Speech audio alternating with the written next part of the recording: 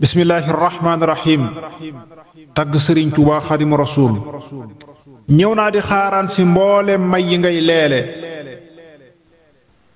kuy xaare day fëxte jëm cib tab te koy teele ñëw naa di xaaraan si mboolem may yi ngay leele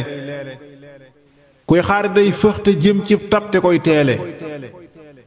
tëbbul ci buur yàlla ak yónneen ba tëbb ma tey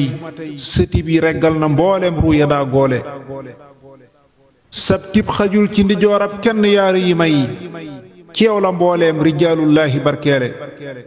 ràngoo nga yow ngërëmul yàlla ak yoneen ba bu wér leer ak jalaal ak jamaalullaahi ngay boole